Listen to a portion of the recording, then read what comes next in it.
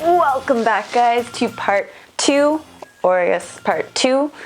of the Natural Hormone Balance Series. Last time we really did a deep dive on how sugar can cause hormone imbalance and how that whole cycle can be a little difficult to break, but with the tips I gave you, how it can actually be pretty simple once you actually have the tools. If you haven't already seen the last video, I highly recommend that you go and check that one out, because today is part two and we're going to be continuing on this base knowledge that we had in the last episode series. In today's video, we're going to be talking about how sleep can really affect hormone imbalance and how it can cause it and then perpetuate hormone imbalance further. But don't worry, because we're also going to be covering exactly what you can do in order to reverse it. If you're new to my channel, then my name's Autumn. I'm a certified clinical nutritionist and I'm really passionate about putting out accurate information for you guys in order to incorporate wellness into your life. Wellness is a natural state. It's not woo-woo LA stuff. It's not something that is a luxury. It's something that's really simple to do if you just have the proper information.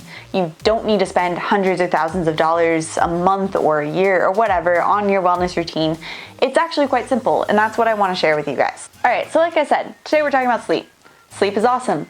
I love sleep. In fact, if I don't get at least if I don't get at least 8 hours of sleep, then I am a wreck and I can't do anything. I especially can't do anything creative like create this video. So like you can tell, I definitely had proper sleep as well as the proper amount of caffeine this morning. But it's actually less about the amount of time that you sleep, more about the amount of time that you spend in deep sleep.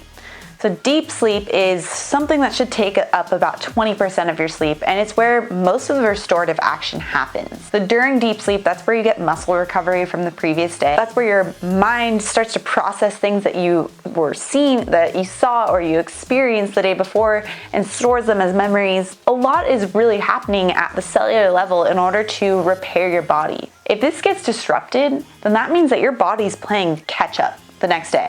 I mean, think about if you were to drive your car a few hundred or thousand miles without ever getting gas or allowing even the engine to cool off. You wouldn't expect it to keep going. You would know that you need to give it a break, or you need it to cool down, or you need to add gas. Same thing for your mind and your body. So that deep sleep is where you get that rest. If you don't get that deep sleep, like I said, your body's playing catch up, and so it uses inflammation in order to help to increase that healing action of your body, which seems kind of counterintuitive that inflammation would be helpful in this situation, but it actually is, and it's a natural response, that your body increases inflammation markers so that it can draw healing to that area, to those areas of the body that it didn't really have time to get to when you were sleeping. And this is a great adaptation. It's something that's important, but it's not something that you want to happen all the time. If you guys are watching my channel, if you've seen my other videos, you know that increased inflammation over time is not a good thing. This leads to chronic disease, it leads to bloating, it leads to acne. There's a lot of things that happen when you have this chronic inflammation. So starting off the morning by having that high inflammation because you didn't sleep very well is not a good thing. But what happens, there's a few things with your hormones, actually a lot of things. I'm not going to dive into everything because this would be an hour-long video, but there's a few key things that happen with your hormones that can really disrupt the balance of your hormones overall. First, ghrelin, which is your hunger hormone. Studies have shown that this significantly goes up when you haven't had the proper amount of sleep, specifically the proper amount of deep sleep. This makes a lot of sense to me because ghrelin is a hunger hormone, and if you aren't getting enough sleep, your body needs more energy in order to help repair your body or to even have the energy to do whatever it is that you need to do in that day. So again, increased ghrelin during this time is a normal adaptation response. And that's something I want to get across in this hormone imbalance series, is that it's not your body. It's not like your body forgot how to balance your hormones, right? What happens is that we put our body into a state where it's trying to achieve balance, but in order to do that, it has to raise or lower some other hormones in the process. And if this happened just for one day, like let's say you didn't get enough sleep for just one day and you had a little bit of hormone imbalance or what would be normal for your hormones in general the next day, for just one day, that would be totally fine because your body would bounce back. But we're talking about these consistent things that we do to our bodies that cause the hormone imbalance in the first place over time.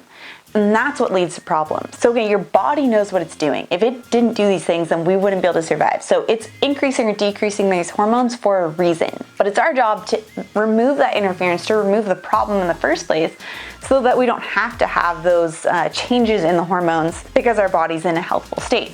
So like I was going off before I went on to this health nutrition tangent, which you'll see if you don't know me that I can do that often, but if you do, then you're like, all right, normal Autumn. But increased ghrelin, of course, leads to increased hunger.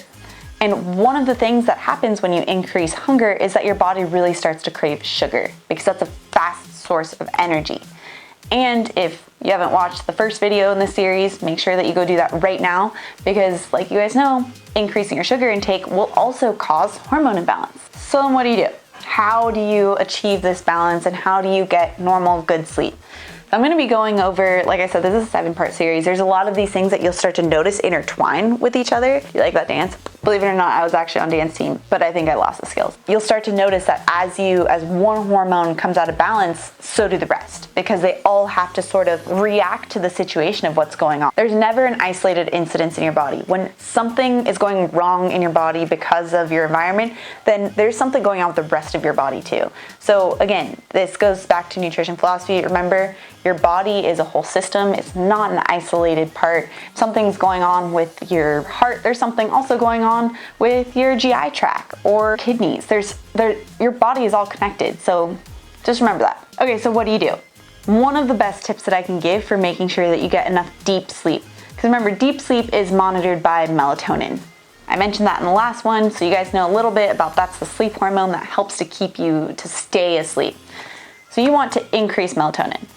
This also comes back to nutrient timing. So you can naturally increase melatonin at night and make it so that your body has the proper amounts of melatonin in order to stay asleep by having carbohydrates at night. And I mean healthy carbohydrates, not a bunch of pasta, which you guys know I'm not totally adverse to pasta. I studied abroad in northern Italy. I love pasta too, but that's not something that you want on a consistent basis. I'm talking about healthy starchy carbohydrates. So things like sweet potatoes or beans or different squashes. Those are great to add to your dinner at night, specifically at night, because studies show that that helps to decrease your stress hormone, your cortisol, and increase your melatonin so you can fall asleep and stay asleep. Second tip. This one is usually the most difficult one for me to convince people of, but it's so impactful that I'm going to keep repeating it. And that's to turn off, just not use any electronics. I say 30 to 60 minutes before bed, but what I really mean is 60 minutes before bed. 30 minutes is a good way to start to introduce yourself into this, but 60 minutes is what you really want to do. Because, which I'll go further in depth on this later in the series, but basically there's this light that's emitted from these electronics that makes it so that your body literally can't produce melatonin. And that's what's causing it so that you don't get good deep sleep, because you don't have that melatonin in order to keep you in that deep sleep. The screen on your phone or on your TV or on your laptop or Kindle, these all cause your body to not produce melatonin. So make sure that you aren't using any of those electronics 30 to 60 minutes before bed. Work up to 60 minutes. You can start with 30 if that's something that scares you, to not use your phone before bed. But this is going to make a huge difference for your deep sleep and for your overall hormone balance. Something that people often ask me, which I didn't really think about before, but when people ask me like, okay, well, what do you do then for those 60 minutes before bed when you're not using your phone? A few things that I do when I'm in this no tech time. I call it no tech time. I think it's kind of funny because my brother and his wife will tell their kids who are like 8 and 6, they have certain tech time. And I like to give myself that name for it. I just think it's kind of funny. So when it's no tech time, what I typically do is this is where I'll, get ready for bed, and I'll have my nighttime routine in order to wind down. Maybe I'll go on a little nighttime walk, or I'll, brush my teeth, wash my face, find a good book and read the book, and just make sure that it's not on a Kindle or another type of electronic device, because that's still going to emit that light. So just make sure, old school, that like physical book that you're reading. And this will be a really cool time for you to explore what your nighttime routine is and what will make you feel good at night. And one other thing, you could like hang out with your friends or your loved ones and have a good conversation. Like I said, go on a walk with them. That's something that you can do when you're about to go to bed. That's where you still get that interaction so that you can have that social connection, and it's something that we're all really missing, especially in today's society. Okay guys, so that's going to be it for the second part of our hormone balance series, our natural hormone balance series. So like I said, if you aren't already subscribed to my channel, make sure that you click subscribe, because this is a 7-part series on how to naturally balance your hormones. And this is amazing information that's super important for you to have. So make sure that you click subscribe. And also, if you could give my video a thumbs up, especially if you made it this far, you must have enjoyed a little bit of the video, right? But that really helps support my channel as well, so I can keep getting my message out there. And I will see you guys next time for part 3.